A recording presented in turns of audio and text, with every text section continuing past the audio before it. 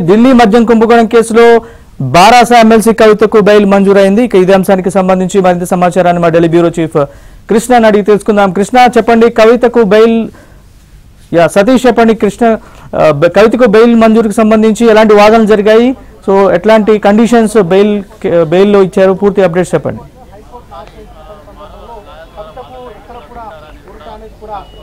Yes, BRS MLC కవితకు సుప్రీంకోర్టులో కొంత ఊరట దక్కిందని చెప్పుకోవాల్సి ఉంటుంది. ఆమెకు దాదాపు 5 నెలల కాలం తర్వాతకి ఆమెకు బెయిల్ మంజూరు అయింది. అయితే కవితకు ఈడీ కేసులో మాత్రమే బెయిల్ మంజూరు అయింది అనే దానిపైన స్పష్టత అయితే వచ్చింది. కానీ సిబిఐ కేసులో కవితకు బెయిల్ మంజూరు అయిందా, లేదంటే సిబిఐ కేసు కూడా ఎట్ ఎ టైమ్ ఈడీ కేసుతో పాటు బెయిల్, 2 కేసులు కూడా బెయిల్ విచారణకు వేశారు. ఖచ్చితంగా రెండింటికి అప్లికబుల్ అవుతుందా లేదా అనేది కూడా మరి కాసేపట్లో స్పష్టత రానుంది. ఇప్పటికైతే జడ్జి బిఆర్ గవాయ్ ధర్మాసనం ప్రస్తుతానికి జడ్జిమెంట్ అయితే చదువుతున్నారు. ప్రస్తుతానికి జడ్జిమెంట్ వెల్లడిస్తున్నారు. ఏ విధంగా ఏ గ్రౌండ్స్ లో బెయిల్ ఇస్తామనే దాని కోణంలో కూడా జరుగుతుంది. అయితే బెయిల్ గ్రాంటెడ్ అనే అంశాన్ని మాత్రం స్పష్టం చేయడం జరిగింది. కవితకు ఈడీ కేసులో మాత్రం బెయిల్ మంజూరు అయ్యే అవకాశాలు కూడా చాలా స్పష్టంగా ఉన్నాయి. ఆ కేసులోనే ఆమెకు బెయిల్ మంజూరు అనేది కూడా స్పష్టంగా అర్థమవుతుంది. అయితే సిబిఐ కేసులో ఆమెకి ఇంకా బెయిల్ మంజూరు కాలేదు. ఎందుకంటే గతంలో చూసాము, సీఎం కేజ్రీవాల్ కు బెయిల్ మంజూరైన సందర్భంలో కేవలం 2 కేసులు పిటిషన్ వేస్తే 1 కేసులో మాత్రమే బెయిల్ మంజూరైంది. అది కేవలం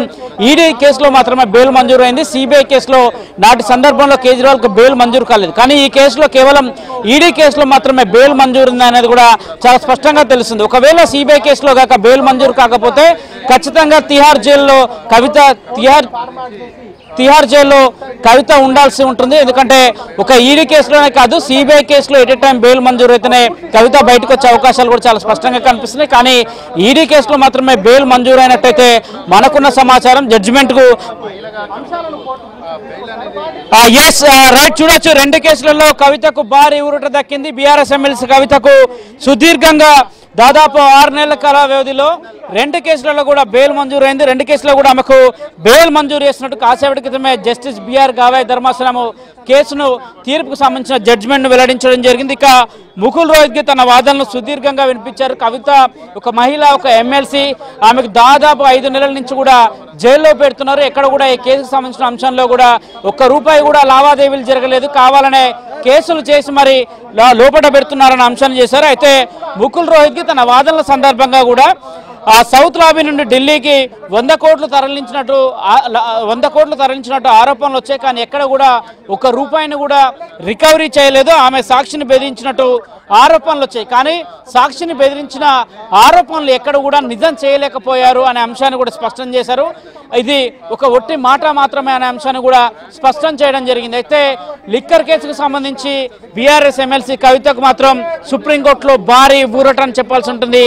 2 కేసులలో కవితకు బెయిల్ మంజూరైంది. జస్టిస్ బిఆర్ గవాయ్ ధర్మాసనం, అదేవిధంగా జస్టిస్ విశ్వనాథ్ ధర్మాసనము కవితకు బెయిల్ మంజూరు చేశారు. సుదీర్ఘంగా 2 గంటల పైగా కూడా వాదనలు కొనసాగాయి. ఉదయమే కేసు నెంబర్ 19గా ఉండడం, దాదాపు వెంటనే కేసు విచారణకు రావడం, కేసు విచారణ జరుగుతున్న సందర్భంలోనే కోర్టు హాల్నే కేసు ఏ విధంగా జరుగుతున్న విచారణకు కూడా బీఆర్ఎస్ సంబంధించిన మాజీ మంత్రులు కేటీఆర్, హరీష్ రావు, అదేవిధంగా పార్టీకి సంబంధించిన ముఖ్య నేతలంతా కూడా కోర్టు హాల్లో వెయిట్ చేశారు. ఉదయం నుంచి కూడా బీఆర్ఎస్ పార్టీకి సంబంధించిన నేతలు పెద్ద ఎత్తున కూడా ఢిల్లీకి చేరుకుంటున్నారు. ఖచ్చితంగా కవితకు బెయిల్ ఈరోజు సుప్రీంకోర్టులో వస్తుంది. మనీష్ సిసోడియాకి సంబంధించిన ఏ గ్రౌండ్ లో మనీష్ సిసోడియాకి బెయిల్ మంజూరు చేశాడో అదే గ్రౌండ్ లో బెయిల్ మంజూరు చేయాల్సిందిగా దాదాపు జరిగిన వాదనలో ముకుల్ రోహిత్కి సంబంధించిన వాదనలు సుప్రీంకోర్టు కూడా ఏకీభవించింది. అందులో భాగంగానే కవితకు కూడా బెయిల్ మంజూరు చేసి స్పష్టం చేసింది. ఎందుకంటే గతంలో దానికి సంబంధించిన ఆర్డర్ ప్రకారమే, ఆర్డర్కు అనుగుణంగానే ముందుకు వెళ్తాము, ఆ ఆర్డర్లకు సంబంధించిన గ్రౌండ్స్ నే ఈ కేసులో కూడా చూస్తామని కూడా జస్టిస్ బిఆర్ గవాయ్ ధర్మాసనం స్పష్టం చేసిన నేపథ్యంలో అందులో భాగంగానే కండిషన్స్ కి అనుగుణంగా ఎమ్మెల్సీ కవితకు బెయిల్ మంజూరు చేశారనేది కూడా చాలా స్పష్టంగా అర్థమవుతుంది. అయితే ఈ కేసుకు సంబంధించిన అంశంలో దాదాపు 50,000 పేజీలతోని దర్యాప్తు సంస్థలు సుప్రీంకోర్టులో అనేక పిటిషన్లు, అనేక కౌంటర్ అఫిడవిట్లు దాఖలు చేశారు. ఈ కేసులో 50,000 పేజీల ఛార్జ్షీట్ను నమోదు చేశారు. కానీ ఎక్కడా కూడా ₹1 కూడా ఆమె అవకతవకలు పాల్గొనడం కూడా నిరూపించలేకపోయారు అనేది కూడా ప్రధానంగా ఈ కేసులో లేవనెత్తిన అంశము. జస్టిస్ బిఆర్ గవాయ్ ధర్మాసనం కూడా అదే అంశాన్ని పేర్కొంది.